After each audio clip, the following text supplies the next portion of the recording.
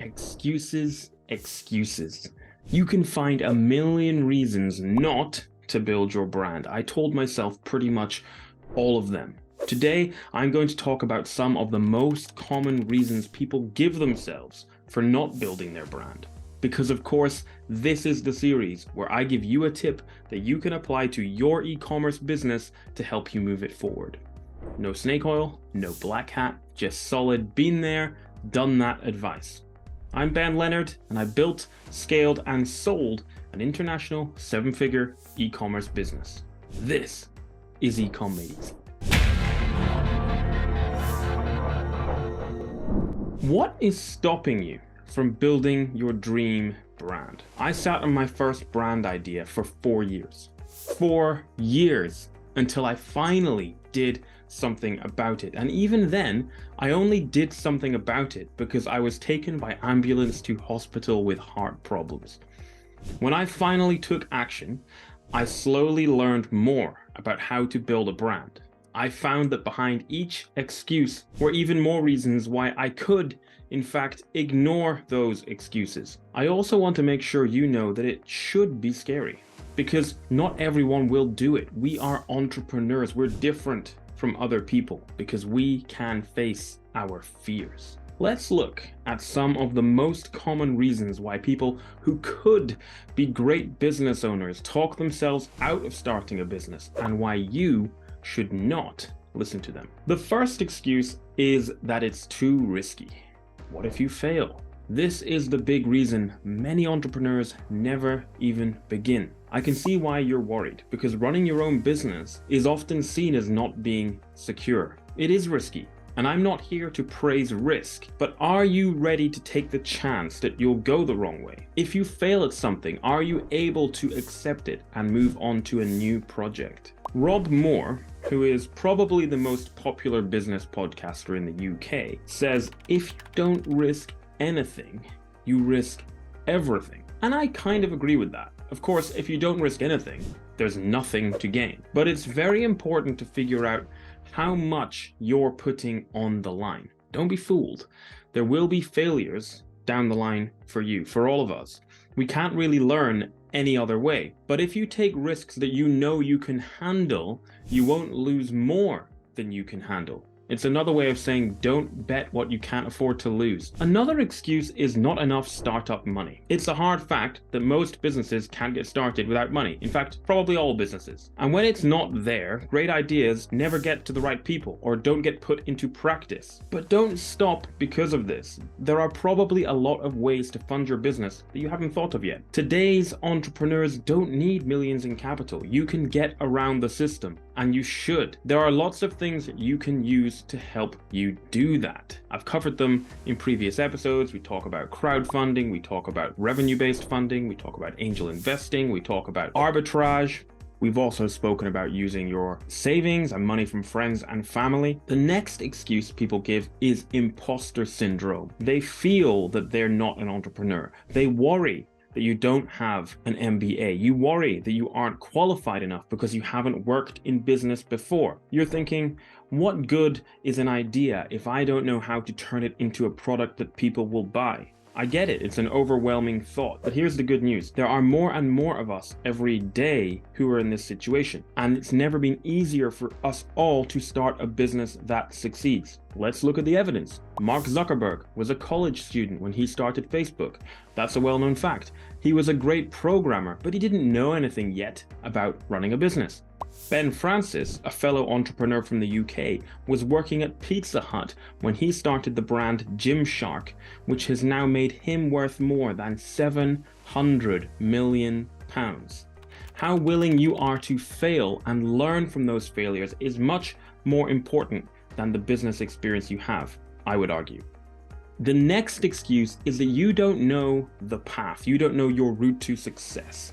Let's say you want to make surfboards. I know you've already dreamt about the end result. Your surfboard is the one that experienced surfers always buy. People are praising your surfboards all over social media. Your boards have been used to win competitions in Australia and Mexico. And then the dream bubble bursts, just like in cartoons. You might be thinking, how the hell do I get there? I have no idea where to even begin. But you don't have to. You just have to worry about the first few steps, not the last mile. What is the first easiest thing you could do today? Perhaps it's to get on Alibaba and start looking for suppliers, or find a domain name, or send an email to a trademark attorney to help you trademark your brand name idea. Start there. Take one step at a time and don't worry about the steps much further down the path. The next excuse is that you don't have time. You already have a job, hobbies, family obligations, maybe you're studying, plus you've got to take care of your home, eat well, get enough sleep, exercise, stay in touch with your friends, so on and so on. I'm sorry, that is the worst excuse in the book. You do have time.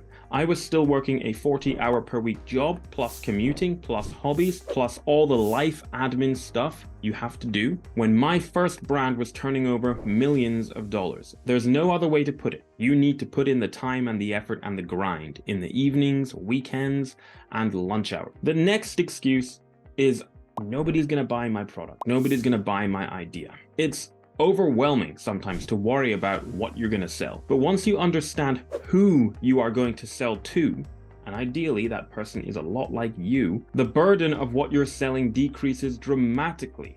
When you ask, what do newcomers to my niche, all the way up to experts need? What problems do they have? How can I solve them in the form of products? It becomes a lot easier. Ask, what am I already purchasing? What do I have that relates to a personal passion? You don't have to come up with a new product or even make an improvement on an existing one like I did with Beast Gear. You can sometimes just make it look better. My point is that there is a lot of opportunity and you already know more about the product you'd like to sell than you think you do. Don't let fear stand in your way. I promise you that some courage and a little bit of know-how from those who have gone before, like me, will go a long way for all the excuses that I've mentioned above, and any others that you might come up with later.